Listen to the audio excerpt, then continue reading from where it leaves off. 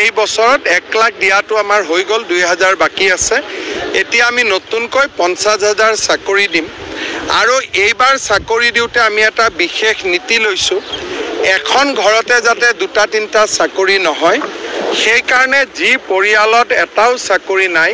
তেনেকুৱা পৰিয়ালৰ সদস্যক আমি 10 নম্বৰ এক্সট্ৰা কৰি দিম 50000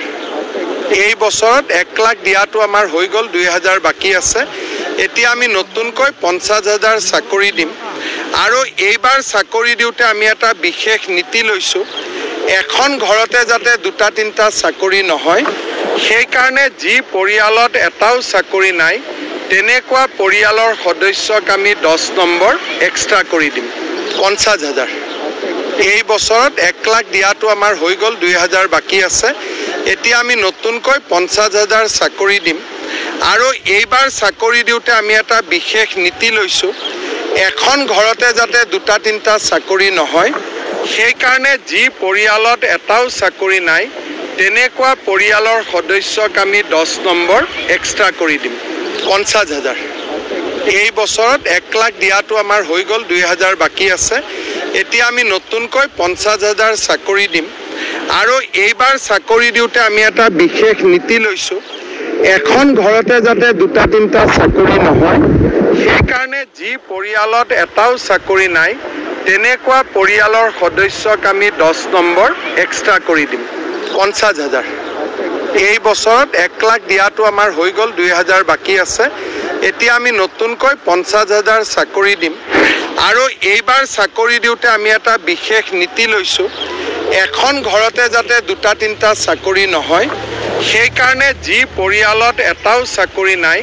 তেনেকুৱা পৰিয়ালৰ সদস্যক আমি 10 নম্বৰ এক্সট্ৰা কৰি দিম 50000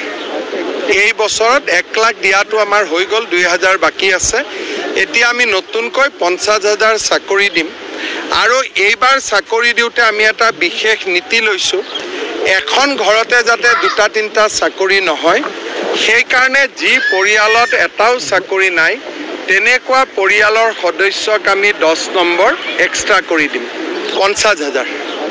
এই বছৰত 1 লাখ দিয়াটো আমাৰ হৈ গ'ল 2000 বাকি আছে এতিয়া আমি নতুনকৈ 50000 চাকৰি দিম আৰু এইবাৰ চাকৰি দিওতে আমি এটা বিশেষ নীতি লৈছো এখন ঘৰতে যাতে দুটা তিনটা চাকৰি নহয় সেই কাৰণে যি পৰিয়ালত এটাও চাকৰি নাই